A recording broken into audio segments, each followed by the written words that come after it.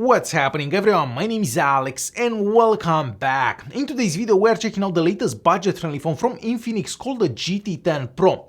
So when I say budget-friendly phone, we are talking about a phone that will retail for about $250, and for that price I feel that this phone offers unbeatable value. It kind of reminds me of what Xiaomi used to do back in the day with the Redmi line, when the Redmi line actually offered a lot of value. So this is what this phone reminds me of. Now, just to give you an example, on the front here we have a 6.67 inches Amoled screen that has a 1080p resolution and a refresh rate of 120 Hz. So if you're playing games, of course, that's gonna be great for gaming. We also get really vibrant colors, really good viewing angles, and a peak brightness of 900 nits. Now, if you do take the phone outside and it's super bright out, you may have trouble seeing the screen. However, if you're using the phone indoors, you're going to be able to see it really well. So it has a beautiful looking screen for the price of the device. The back of the phone also looks quite unique. I'm not sure if you can actually see that very well on camera, but I'm going to have a close-up so you can see how good that back looks. So it doesn't look like a budget-friendly phone by any means.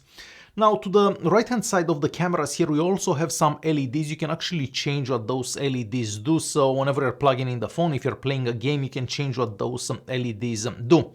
Now, on the back there, you're also seeing three cameras. The main camera is an 108 megapixel sensor. Then we have a macro camera, another camera that's used for portrait mode pictures. I took some pictures around the building here the other day, and I have to say that I was quite surprised by the pictures that I was able to get from such an affordable device.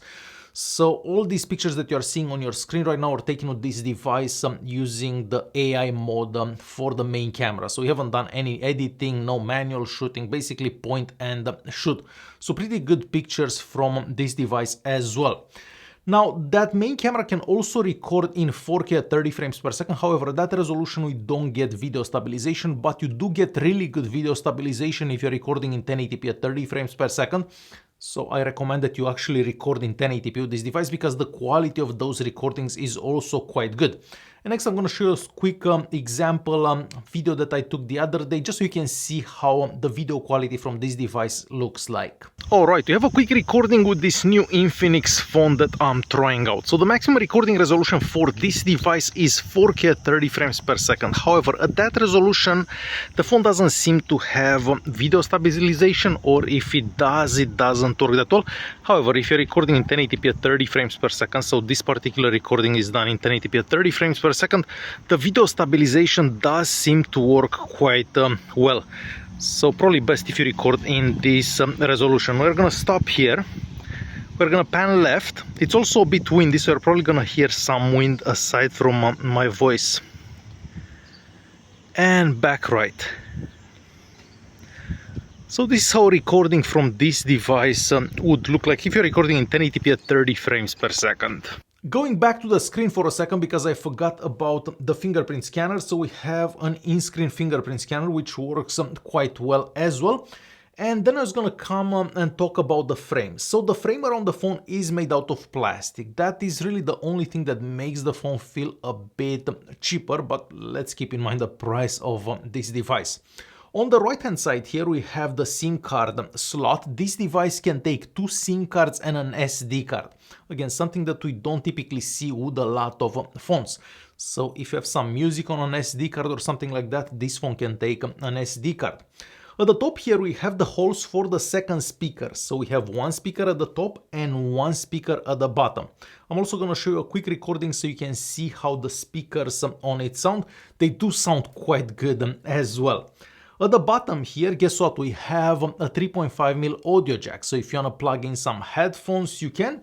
Then we have the USB-C charging port. So inside this device, we have a 5000 milliamp hour battery, and inside the box, you're going to get a 45 watt fast charger. So this phone charges twice faster than my iPhone 14 Pro. That was about 7-8 times more expensive than this. So as I said at the beginning of the video, for the price of this phone, the value is pretty much unbeatable. We also get a very cool option, something that we typically see on gaming phones. So you can have the phone plugged in, but if you're playing a game, you can actually stop the phone from charging the battery. So you do get power to play that game, but the battery is not gonna overheat. So a very cool addition, basically, option for people that play a lot of games. And of course, when you're playing games, the battery kind of drains a bit faster. But this you're not gonna get overheating because of the charging.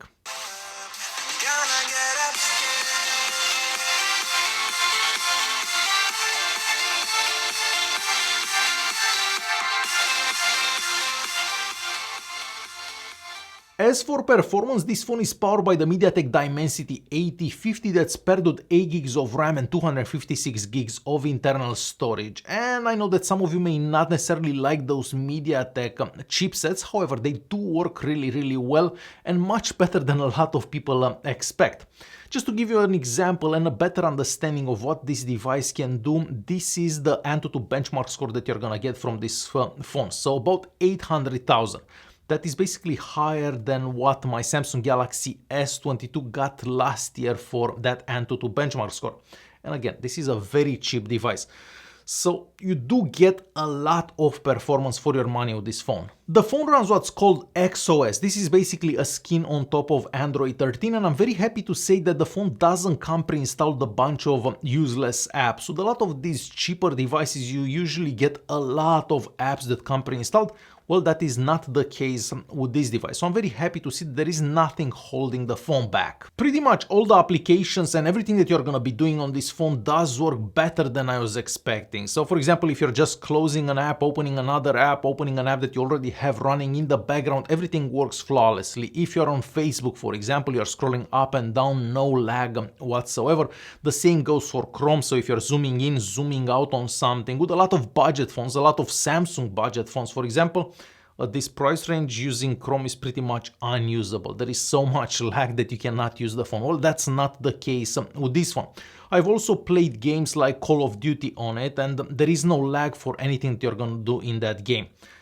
So I'm gonna say this once again, for the price that you're paying for this phone, the value is pretty much unbeatable. I also tried the GPS unit inside. It takes about 3 seconds to find your location, and once your location is found, it doesn't seem to lose it, and the phone even has an NFC chip inside it, and that means that you're gonna be able to make payments using Google Pay. Just in case you're wondering, yes, you can watch Netflix in HD as well on this device. So kind of unexpected for such a cheap phone. So as I said many times throughout this video, for its price, the value is pretty much unbeatable. Alright guys, hopefully you enjoyed this video. Thanks for watching, and I will see you in the next one.